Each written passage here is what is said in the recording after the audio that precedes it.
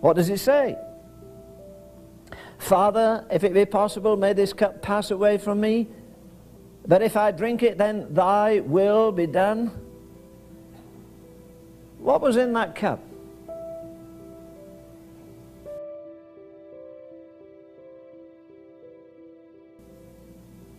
I've told a story before, I'll tell you again. In the largest church I pastored, I was in my 20s, and it was at the Tabernacle in Oldham outside of Manchester. And going down the street one day, it was 5 minutes of 5, I remember, and as I went past the door of this very humble kind of place, this lady put her head out and said, I know who you are, you're the pastor at the Tabernacle. I said, that's right. I've been to the Tabernacle, I usually sit at the back. I'm very poor, and I can't have anything to put in your offering. I said, all right.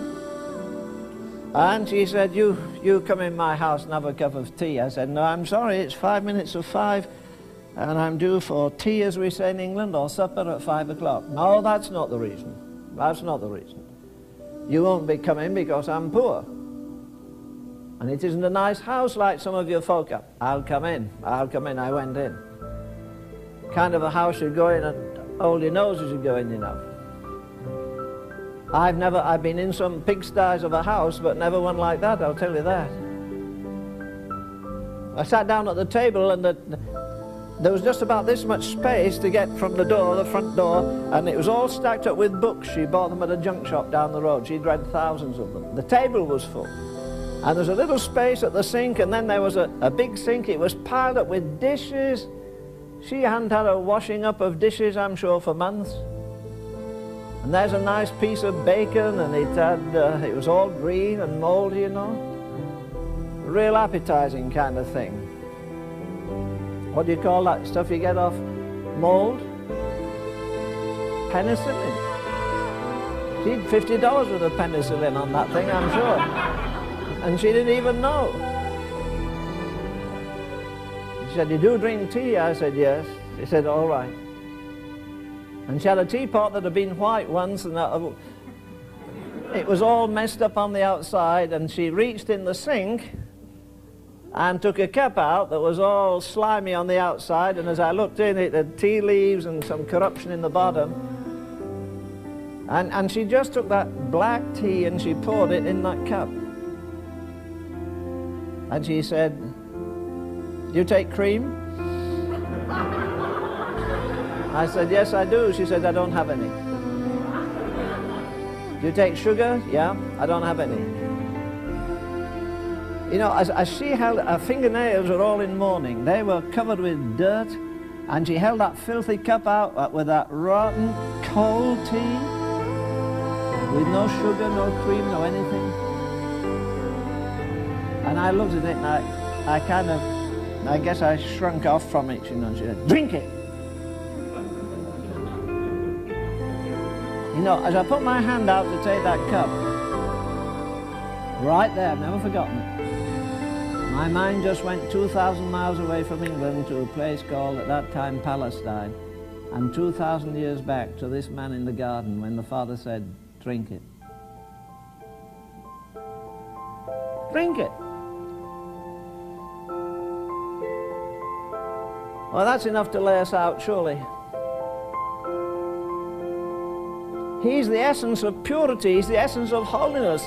He was harmless and undefiled and separate from sinners, and yet he takes the most horrible thing this world has ever had, symbolic of all the sin of all the ages. You can mention it, all the physical corruption, lesbianism, every lousy, rotten, corrupt thing that sends men to jail, that makes men rot in their bodies. Every vicious thing, the pride and the anger and all the other things, the sins of the flesh, the sins of the spirit, and they're all there, and he took that cup. There was nobody there to sustain him. Except, of course, again, the Father.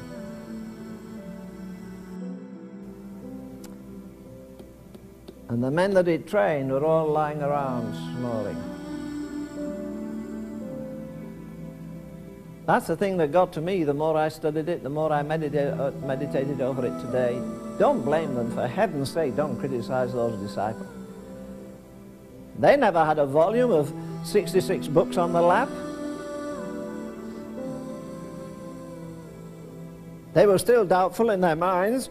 I'm sure that he would rise from the dead.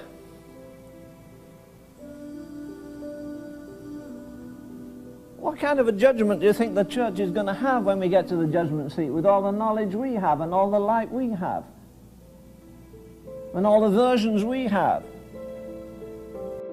Why did he do it? Why did he do it? He did it for this reason.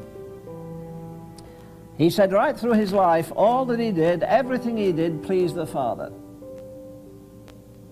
And you remember the verse that says, for the joy that was set before him, he suffered the cross, despising the shame. Now, I don't believe he had any joy in hanging on a cross. This is the ultimate goal why I came into the world, that I might please the Father. It's the only way that redemption could be completed. So Jesus waited patiently while they slept in the most critical hour of his life. You may not agree with me, that's all right, but I believe that's exactly what the church is doing now in the most critical hour since she was founded. She's sleeping and therefore failing her Lord in this most critical of all critical hours in history. You may not, you're much younger, you've got hotter blood maybe, but it still is, it does not alter the fact. I guarantee you could count on one hand or maybe one finger the last time you came out of the sanctuary where you were subdued with the glory of God. You were awed with his majesty. It's critical really that millions of people this Sabbath day will go to God's house, but they don't know the person that owns the house. Would you go knock at somebody's door, a house you didn't know? You knock at the door and the fellow says, what do you want? I don't really know. Who are you? Well, I live in this house. And yet people are content to go Sunday after Sunday and never meet the owner of the house. Just atmosphere, just emotion. I think we get fascinated with events rather than the Son of God himself. If you're more excited about the coming of Jesus than you are about the presence of Jesus, you better do some thinking.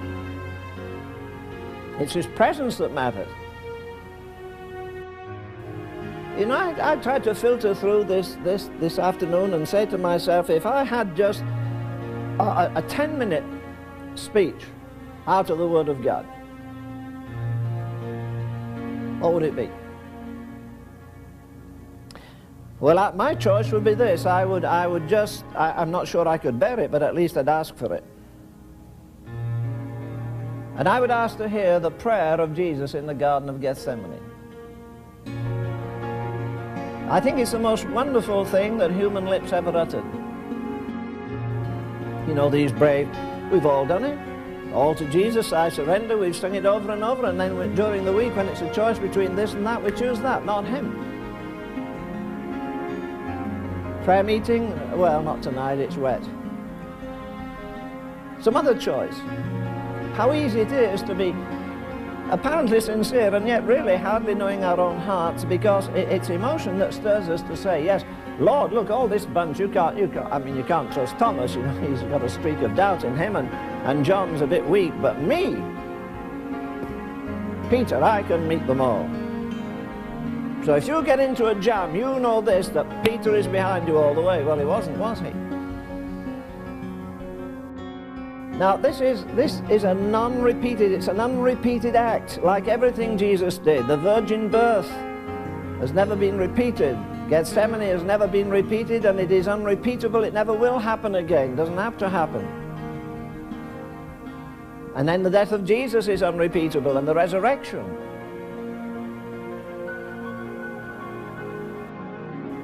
And they're sleeping.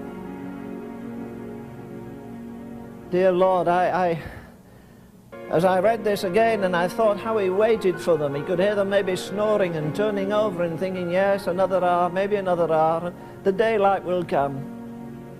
And you'll wake up, you've been through the most amazing night in history, and it passed over you like that.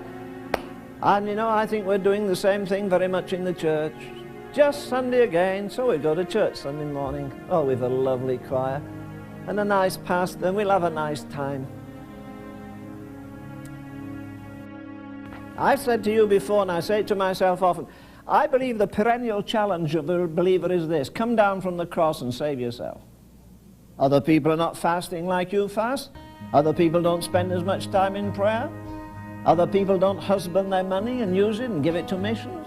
Other people are not investing for eternity like you are. Why be the oddball? Everybody in church says you're a nice person, but they think you're a fanatic. Behind they say, she's gone, she's gone overboard. You notice nobody ever says you can get too rich. No one says you can get too well educated. But oh, be careful you don't get to be too spiritual. See, the main trouble if you get too spiritual is you'll show how unspiritual they are. And that's what they're afraid of. They're not afraid of your spirituality so much as the fact that they're a kind of a withered branch that hasn't got any fruit. How many times do you wake up in the morning, even Sabbath day or any day, and say, he's risen, he's alive, and because he's alive, I shall live today? Don't blame the world for not believing it. Every day should be a celebration. We're not of the world. Oh dear, dear, dear, how earthbound we get. We think on the level of others so often. But you see, we're getting away, we're so getting tied up with gifts, and you go to some meetings, all you hear is prophecy, prophecy, prophecy, prophecy, miracles, miracles, miracles. And all the time we're missing the most essential things. Miracles won't save you.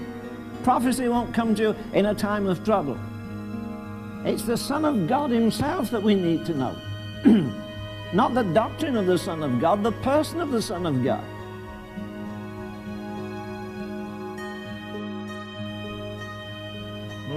If you sing all to Jesus, I surrender, maybe he'll come back and see you do surrender it too. You may have to surrender some friendship, you may have to surrender a career. It may be he'll wreck all the things that for years you've thought about as being the very thing God wants you to do, and you suddenly find it isn't. It's something you wanted to do for God, not something that God wanted to do for him.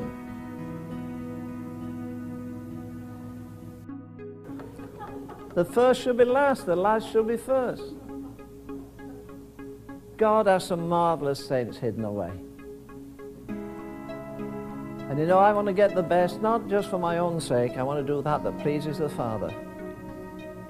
And if you go to a Gethsemane, remember, he'll bring you through. If everybody fails you, it's lonely. Loneliness is bad enough, but when it's pitch dark, it's worse. And when you're deserted by the best folk, that complicates it a little bit further.